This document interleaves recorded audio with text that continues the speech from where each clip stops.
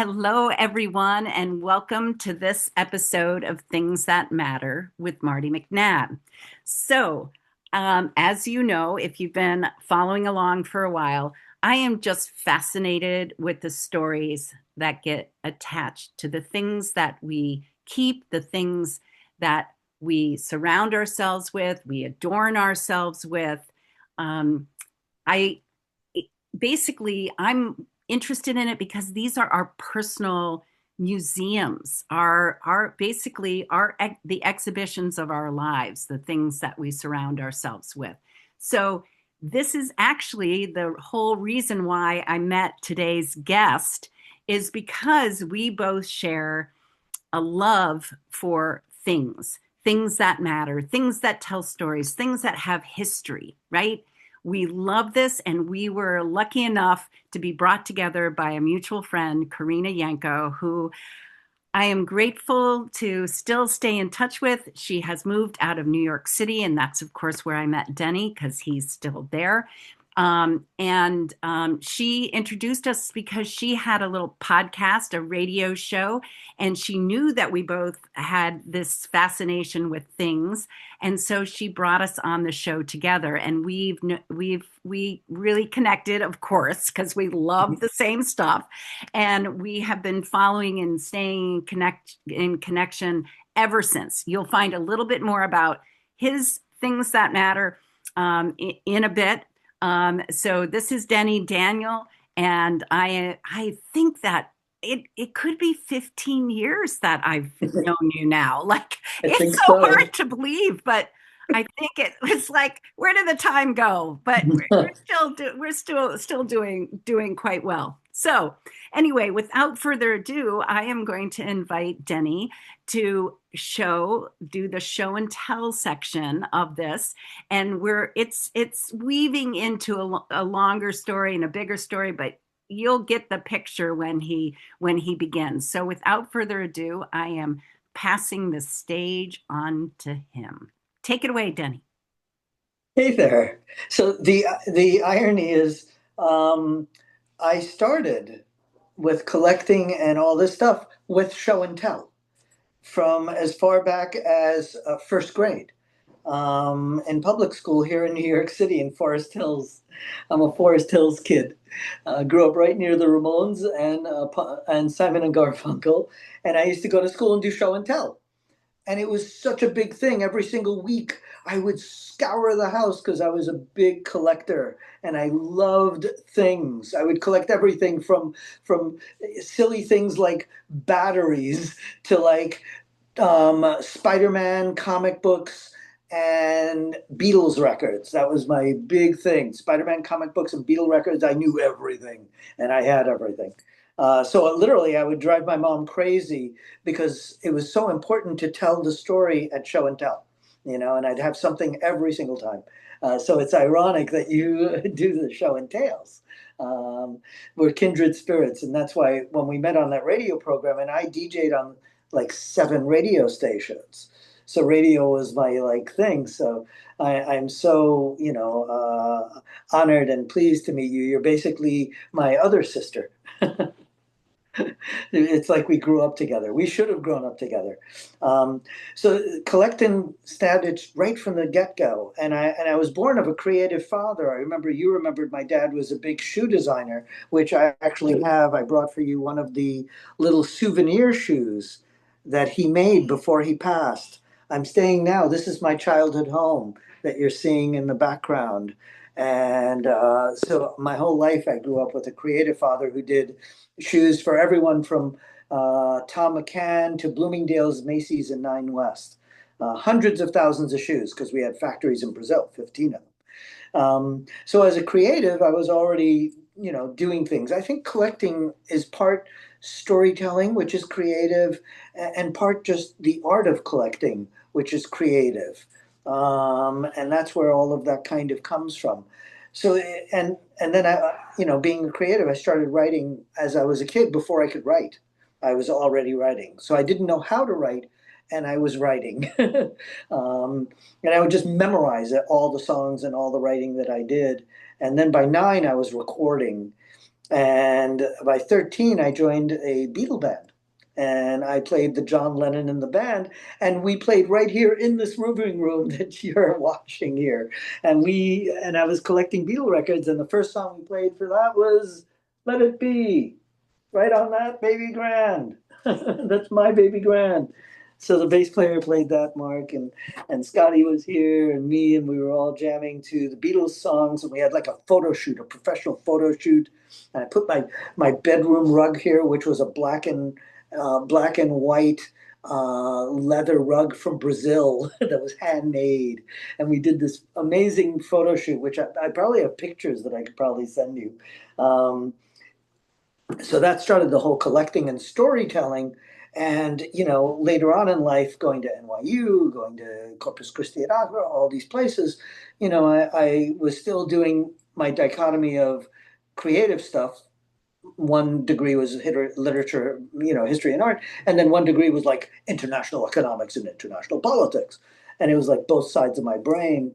And then coming out of college, I ended up doing filmmaking and being a filmmaker and all that, and doing other things.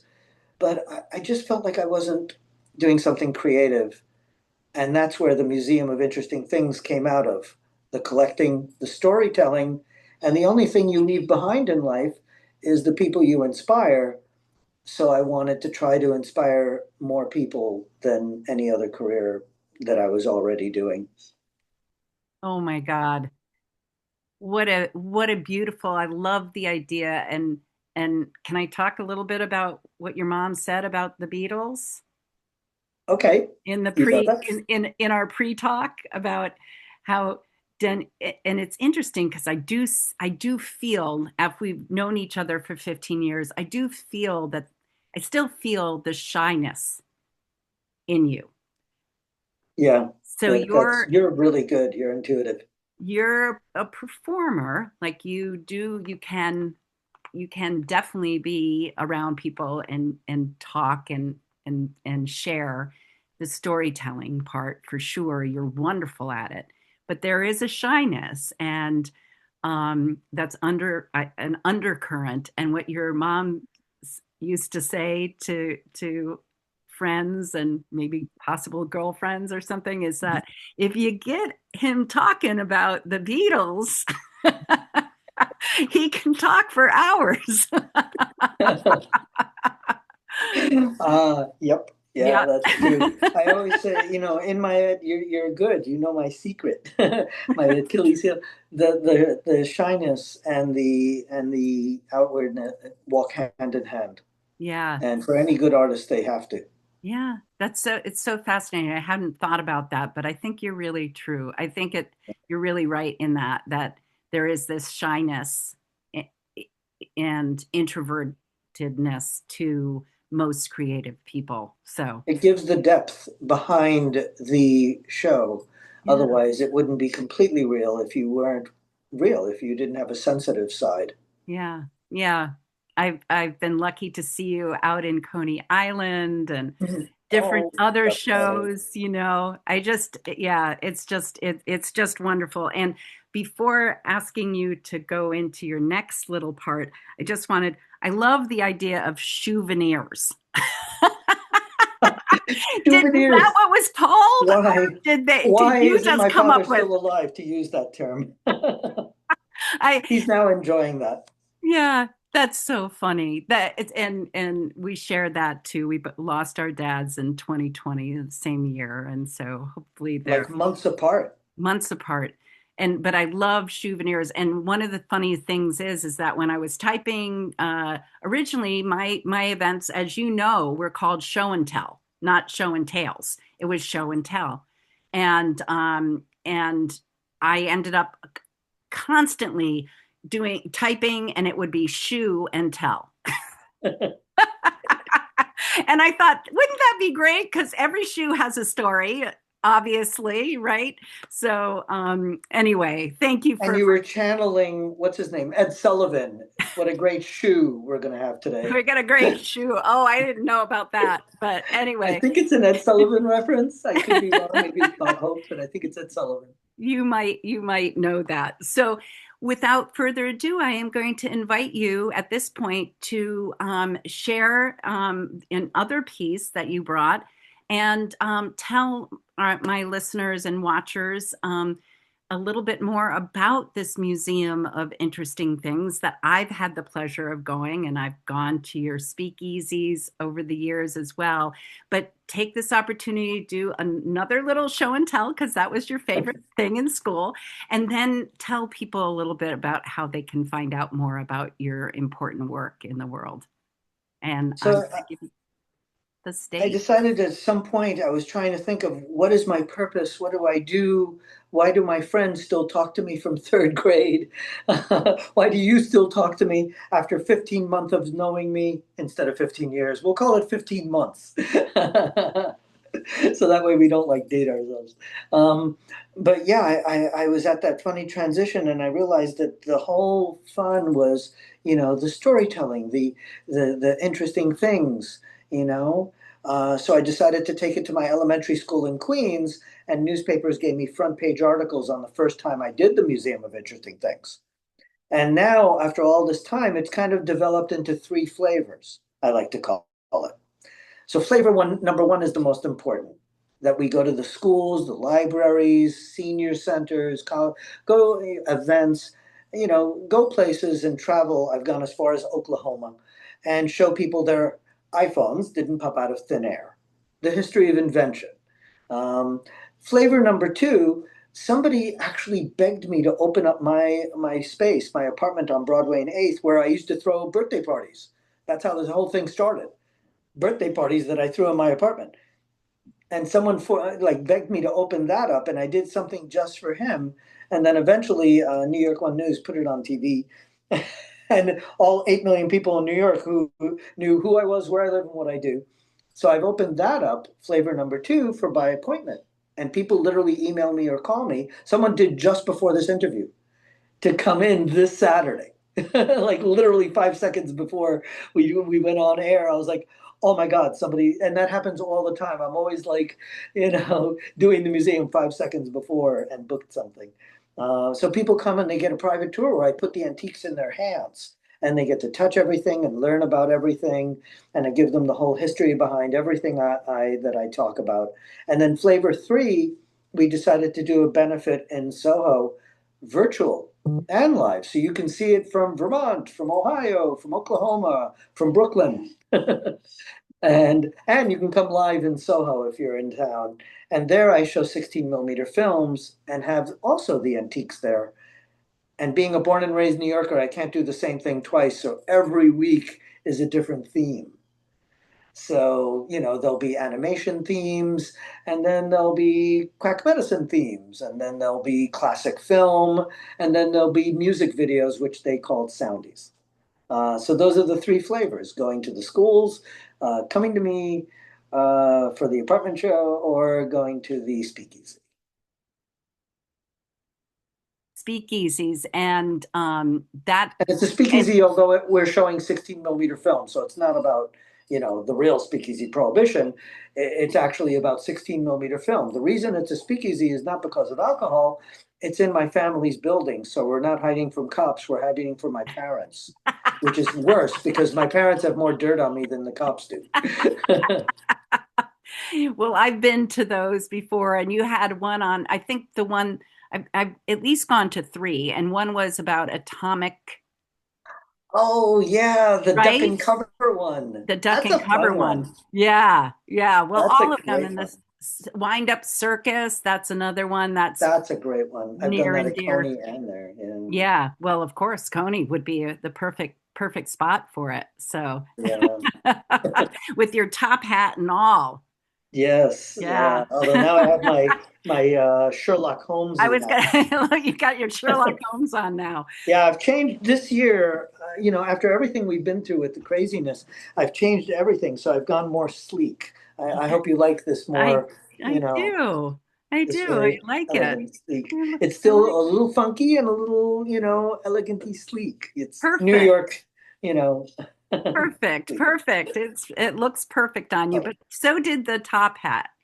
So It you was can a pull gentleman's anything. hat. So it wasn't actually a top hat. It was a It- gent because I uh, didn't like the full top hat. So it was kind right. of a elegant gentleman's hat. It Oh, was a yeah. hat. Yeah, it was.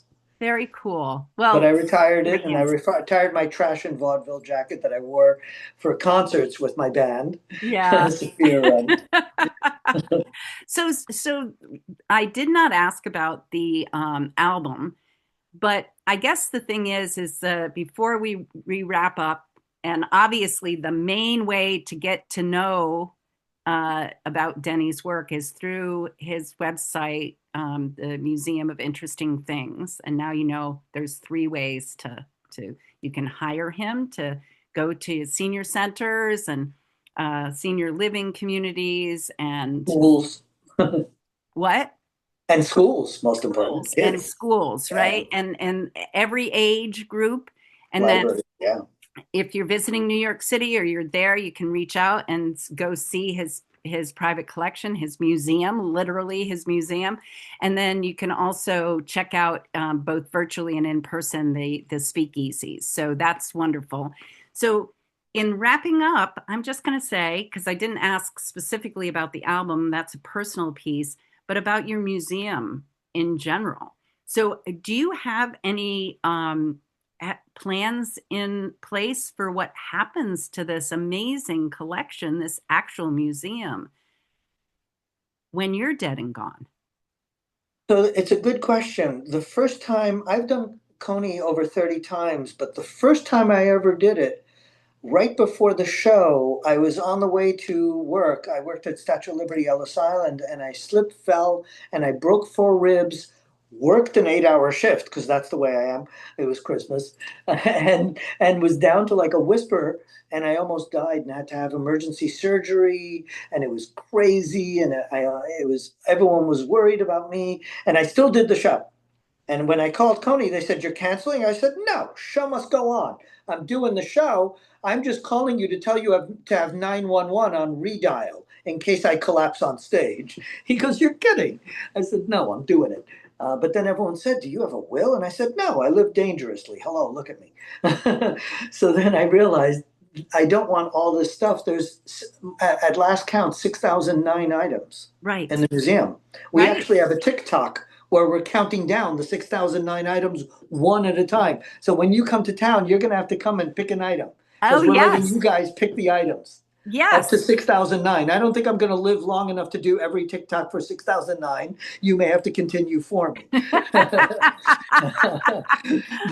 but we realized I don't want them to end up on eBay and all that. And I got a lot of advice from dear friends, from History Channel to Science Channel to dear friends that said, "Oh, I don't know how you're going to circumvent that." So I came up with a plan because there's always a plan. There's always a way to circumvent it, to Yep. trick death. So what I'm going to do is I figure we should get a full building, buy it, own it, and then the museum will be moved into there. When I pass, I want to donate the whole building and museum to the people of New York so that we own it. And Yes, then my legacy will last forever, and the legacy of the museum and all these items, legacies. That's what's important. These inventors and all the people that own these things. And absolutely. the people that visited the museum in my apartment will say, "I remember when it was in his apartment. Now Right, we own this. You're right, not putting that up on eBay. You're not selling that for real estate. right. Once New York owns it, it becomes part of the fabric of the city and the Wonderful. fabric of the country. So that's the plan. Absolutely. I think that's I totally 100% support that. I think it's a great it's so there's so much like you said this is legacy work that you're doing and you were the one who went and bought off eBay and did all the and found And the things donations and and websites. It's people not just eBay. once Yeah, right but you did the searching and you gathered it so and they and the way that you've told the story because that's the other thing the way that you tell the story is so important and that so I'm so glad to hear that you've got this plan. yeah. It's a preservation of history that I take very seriously, the responsibility. And so I don't want it to end up, dispersed or lost because Yeah. it's part of our history. Absolutely. and it should be ours. I let other people unbox the new items. I know. I know. Because I've done they it own at one of everything the, in every museum. yeah, They should unbox it. yeah. I did it at one of the speakeasies. You had Oh, to unbox. cool. Yeah, Do you yeah. remember what you opened? No, I don't, because my memory There's sucks, footage. Denny. There- My memory sucks. I There's tried it like incriminating footage of it. Don't worry. We'll blackmail you later. Oh. But anyway, it was delightful to do that, and you're delightful. And thank you so much for joining me and sharing your stories and sharing your love, because I think that some people, some children growing up did not love show and tell. So we Is have that even possible? it's possible people that were a little more introverted and frightened, I think, had Yes. trouble with it. So they got sick. They were like, I got a tummy ache. I don't want to go in. They didn't want to stand up in front of people. I talk about show and tell being like the Toastmasters for toddlers, or the original Toastmasters, right? For Is because toddlers? getting up in front of people is really terrifying for some people, but it's really, I've suffered my whole life from stomach aches. Believe me, there was no time you've seen me when I don't have a then you tummy don't ache. have a stomach ache, but you did it Yeah. anyway. That's There has to show be a must go clean on. bathroom within a 1 block vicinity of wherever I'm performing. Not a mile, 1 block One block. maximum. Oh my goodness. Well, thank you so much. And thanks everyone for joining us for this wonderful, it's like a full circle. We met on a podcast, on a radio show, a podcast. And now I was grateful to have, what's this? Oh, So my yes, last show and tell is the the last show Edison and record, tell. is the Oh, wax cylinders that you always hear about. This was the baby that made my museum be a real museum. When I got my big machine, you see is the logo. yes. So that's a Oh, beeswax cylinder. that's And my amazing. favorite song is Why? By the Light of the Silvery Moon. Oh, that's Yeah, right. That's right. And you'll be sending, because you have the player for that. I do And have the so player. Yeah, I've got 10 of them. 10 of them. Oh my God. So Yeah, we're the gonna one in the get, background here is, my portable. yes. But the very large one you see in the website is my baby. That's the Yeah. one I love to That's the pieces. one. Yes. Yeah, So we'll that's my hear a baby. little of that when Denny, because we couldn't figure out how to get it on Zoom. And When if not, you just come and people and will come and hear exactly, it. and you come and listen to it in Even person if or you at call me, I'll play virtual. it for if someone is like, I want to hear that live. I'm usually You would do within the that. vicinity of an Edison player. So for Okay. you guys, we'll do it. Okay, fantastic. Well, thanks again, Denny. I really appreciate it. This was always, as always, very fun hanging out with you. Always a pleasure. I learn, I laugh, and I feel deeply. So thank you so Yeah. much. And thanks everyone for listening to this episode of Things That Matter with Martie McNabb. Hopefully, you'll join us again next time. Have a great rest of your day. Thanks, Bye. Denny. You're welcome. Bye.